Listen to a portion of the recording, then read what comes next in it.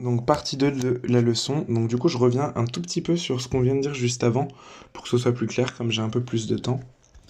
On vient de dire que x plus 3, alors je vais le réécrire ici. Pour la première, par exemple, on a dit que x plus 3 égale 5. Déjà, quelque chose plus 3 égale 5, la réponse, ça semble évident que ça va être 2. Hein. Un nombre plus 3 égale 5, la réponse, ça va être 2. Mais pour ça, nous, ce qu'il nous faut, c'est vraiment mettre tous les nombres avec un x d'un côté et tous les nombres sans x de l'autre. Ce qui veut dire qu'ici, là, il y a un 5, donc on va dire là, c'est le côté des sans x. Et là, on va dire c'est le côté des x. Donc le plus 3, il nous embête là. D'accord? Le plus 3, il nous embête de ce côté. Il faut l'enlever. Comment on enlève un plus 3? Bah, en faisant moins 3. X plus 3 égale 5. Je recopie mon égalité. Je viens de dire que ce 3, il m'embêtait. Pour ça, je fais moins 3. Par contre, c'est comme une balance. Si j'enlève moins 3 d'un côté, j'enlève moins 3 de l'autre. Sinon, ça marche pas. Je peux pas dire que deux choses sont égales si j'enlève 3 à l'un et pas 3 à l'autre. Donc ici, x plus 3 moins 3, ça fait x plus 0, donc x, et 5 moins 3, ça fait 2. Voilà, j'espère que c'est un petit peu plus clair. Ce côté balance, là, ce côté j'enlève moins 3 d'un côté, moins 3 de l'autre, j'espère que ça vous semble logique. Je dis au hasard, si par exemple, je dis que Isis et Sacha ont la même somme d'argent. Si j'enlève 3 euros à Isis, je veux qu'ils aient toujours la même somme d'argent, Isis et Sacha. Si j'enlève 3 euros à Isis, je suis bien obligé d'enlever 3 euros à Sacha. Sinon, ils n'auront plus le même argent. Si je fais x2 à la somme d'Isis, bah, je suis obligé de faire x2 à la somme de Sacha. Sinon, ils n'auront plus le même argent. Si d'un côté c'est Isis, d'un côté c'est Sacha, pour qu'ils aient toujours la même somme d'argent, ça c'est le égal qui le dit. On a un égal. Donc on est obligé d'avoir toujours la même chose d'un côté et de l'autre. Si j'enlève 3 d'un côté, j'enlève 3 de l'autre. On revient sur la leçon. Donc du coup, je viens de le dire, si je double, si je fais x2 à la somme d'Isis, je fais x2 à la somme de Sacha. C'est ce que veut dire ça. Lorsqu'on multiplie ou divise par un même nombre non nul chaque membre d'une égalité, les membres d'une égalité, c'est le côté gauche et le côté droit. Il y a le membre gauche, le membre droit.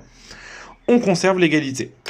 Donc, si je fais x3 d'un côté, je fais x3 de l'autre. Si je divise par 4 d'un côté, je divise par 4 de l'autre. Si je divise par 5 l'argent d'Isis, bah, je vais être obligé de diviser par 5 l'argent de Sacha. Sinon, ils n'auront plus la même somme d'argent. Ok. Ici, qu'est-ce qui nous embête? On a bien le côté des x, on a bien le côté des sans x. C'est bon. Mais on voudrait x égale. Comment est-ce que je vais faire pour enlever ce petit 3 là? Et bien là, c'est 3 fois x. Ben, je vais diviser par 3. Si je divise par 3 de chaque côté, c'est bon. Je recopie. 3x égale 12. Si je divise par 3, 3x divisé par 3. J'en ai 3, mais je divise par 3. Il va bien me rester qu'un x. 3x divisé par 3, ça fait bien x. Et 12 divisé par 3, ça fait 4. Ici, x divisé par 4 égale 2. Il y a ce divisé par 4 qui m'embête. Je recopie. Ce divisé par 4, pour l'enlever, il me suffit de faire x4. Mais du coup, je suis obligé de faire x4 de l'autre côté aussi. Ce qui me donne x égale 8. Et enfin le dernier, 7x égale 2. Donc, le 7 m'embête.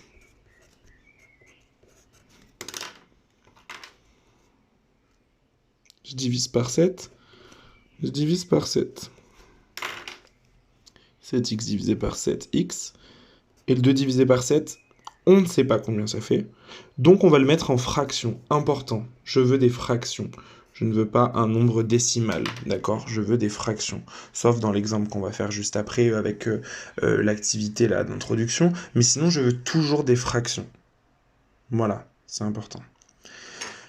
Donc on en est à x égale 2 septièmes. Ah oui, je reviens à ce cas-là du coup. 2x égale x plus 7. À la fois, on voudrait tous les x du même côté, et à la fois, on voudrait enlever ce 2. En priorité, on met d'abord tous les x du même côté. On ne commence pas à diviser par 2 là. Si je divise par 2 là, on va jamais s'en sortir. La division et la multiplication, à la fin. Une fois qu'on a enlevé les plus et les moins. Une fois qu'on a mis tous les x d'un côté et tous les sans x de l'autre. Priorité, je mets tous les x d'un côté je mets tous les sens x de l'autre, et ensuite, je regarde s'il reste quelque chose qui m'embête, si j'ai pas besoin de diviser, si j'ai pas besoin de multiplier. Méthode. Pour résoudre une équation du premier degré, parce que ce sont des équations du premier degré, puisqu'il n'y a pas de x carré, le but est d'isoler l'inconnu x. Pour cela, on doit regrouper tous les termes en x dans un membre de l'équation. J'ai oublié un. Regrouper tous les termes sans x de l'autre membre dans l'autre membre de l'équation. On utilise les règles de calcul sur les égalités qu'on vient de voir juste là. Ici. Alors, ici, on voudrait mettre tous les x d'un côté, tous les sans x de l'autre. Alors, du coup, ce que je vais faire, c'est que j'aimerais bien enlever ce 3 là. Et j'aimerais bien ici, de ce côté, enlever ce 4x. Je recopie d'abord l'équation, en laissant de la place. Pour enlever ce 3 ici, bah je fais moins 3. Pour enlever ce 4x de ce côté, je fais moins 4x. Ah oui, alors pardon. Si je fais moins 3 là, je fais moins 3 là. Et ensuite, je vais enlever ce 4x de ce côté. Donc je fais moins 4x ici. Et là, je fais moins 4x. On se retrouve avec 6x plus 3 moins 3. Donc ça va faire 0. Donc ça va faire 6x moins 4x. Égal. Le 4x va disparaître avec le 4x ici. Donc il va me rester que 7 moins 3. 6x moins 4x, ça fait 2x. 7 moins 3, ça fait 4. Maintenant, ce qui nous embête, c'est ce 2 là. Pour le faire disparaître, eh ben, il faudrait que je divise par 2.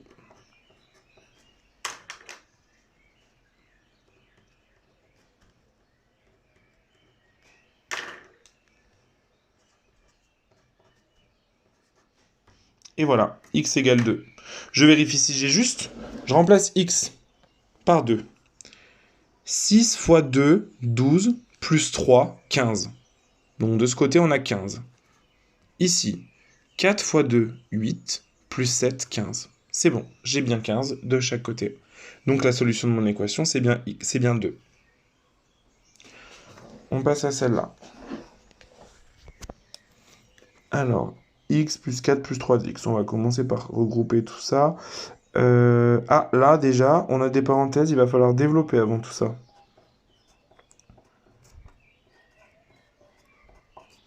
« 5 fois 3x moins 5 fois 2. » D'accord, là, c'est le développement, chapitre sur le calcul littéral. Ici, je commence par développer un peu partout, là, pour que ce soit un peu plus simple, avant de commencer à passer à mon équation. X plus 3x, ça fait 4x. Plus 4. De ce côté, j'ai 4x plus 4. De l'autre côté, j'ai 5 fois 3x, 15x. Et j'ai 5 moins 5 fois 2, 10. Ok, on se retrouve avec une équation, là, où il y a des x et des pas x, des x et des pas x. Alors, je recopie tout ça.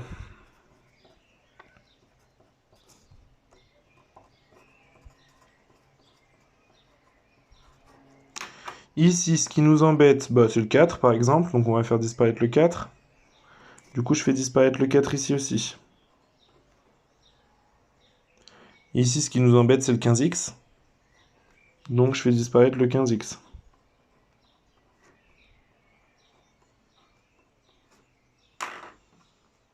« 4x plus 4 moins 4. Bah, 4 moins 4, ça disparaît. Donc, il me reste 4x moins 15x.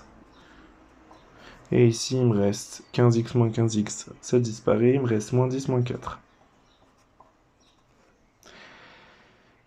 4x moins 15x, ça me donne moins 11x.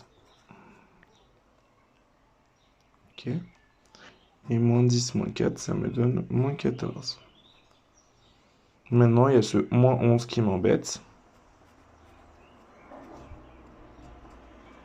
Donc, pour le faire disparaître, je divise par moins 11.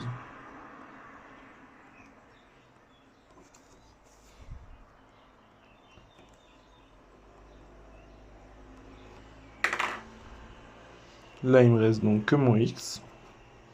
Et là, il me reste moins 14 sur moins 11. Autrement dit, moins divisé par moins, je vous rappelle que ça fait plus. 14 divisé par 11. Et voilà, la solution c'est 14 onzièmes. Pour répondre au problème de notre activité maintenant. Je retrouve. Voilà. Alors, l'équation à résoudre, c'est...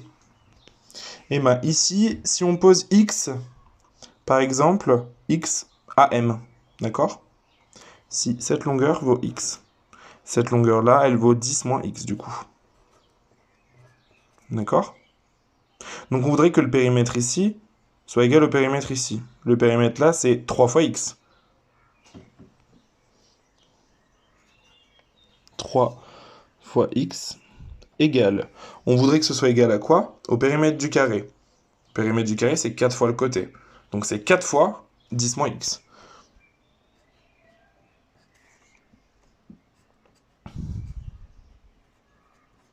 Où x représente AM. C'est là où je vous disais, dans un problème, on dit toujours ce qu'il représente. On a dit que x était égal à AM. Dès le début, on s'est dit, bon allez, on pose x, c'est AM. Qu'est-ce qu'on voudrait? Ben, on voudrait que le périmètre, ici, là, 3 fois x, soit égal à 4 fois 10x, 10 moins x. Et on résout le problème. 3x égale 4 fois 10 moins x. On commence par développer. 3x égale 4 fois 10 moins 4 fois x.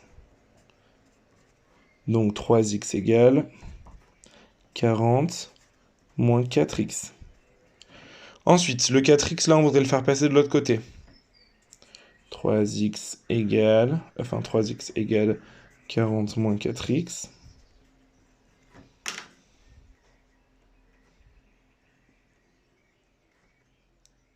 Ah mince, c'est un moins 4x, pardon.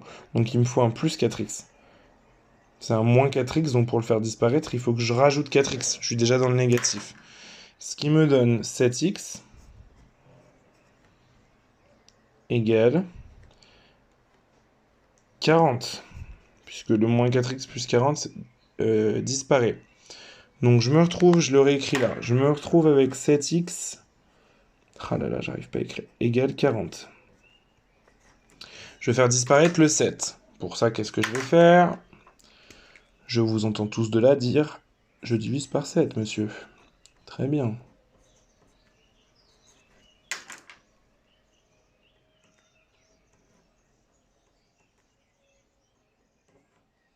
Je divise par 7 des deux côtés. Là, il me reste x. Et là, il me reste 40 divisé par 7. Oh là là, j'arrive vraiment pas.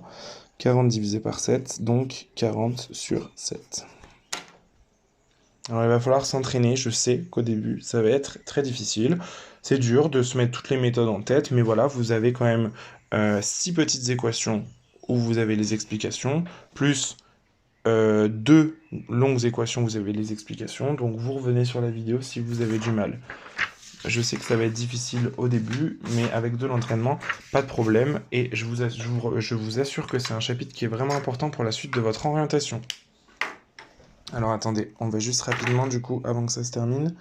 Si par exemple, j'ai 3x moins 2 égale 4x plus 5. Je peux aussi me dire, bon, allez, le 4x, je le fais... Ça, c'est la méthode courte, hein. Le 4x, je le fais passer là. Et le moins 2, je le fais passer là. Ok, très bien. Mais le 4x, pour qu'il passe là, il faut lui changer son signe. Donc 3x, moins 2. Pour le moment, je le laisse là, le moins 2. On verra après. Le 4x, je le fais passer là. Ok, très bien, mais il devient négatif. Moins 4x égale 5. Maintenant, c'est le moins 2 que je vais faire passer de l'autre côté. Ok, 3x moins 4x, je laisse tout pareil. 5, je laisse tout pareil. Le moins 2, je veux bien le faire passer de l'autre côté, mais il faut qu'il change de signe. Il faut qu'il soit d'accord pour changer de signe. Plus 2. Et là, ça revient au même, hein. Du coup, il vous reste moins 1x égale 7. Là, il y a le moins qui nous dérange. Donc, je divise par moins 1.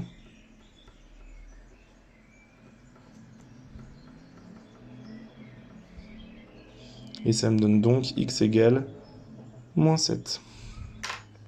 Et je vous conseille vraiment de revérifier à chaque fois. Vous revérifiez, moins 7, est-ce que ça marchait au tout début? Et bien, je calcule d'abord à gauche, je remplace x par moins 7, je trouve un résultat. Je fais pareil à droite, je trouve un résultat. Si c'est les mêmes, c'est que je ne me suis pas trompé.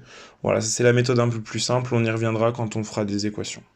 Quand on en fera, je vous donnerai cette méthode qui va un peu plus vite. Et voilà.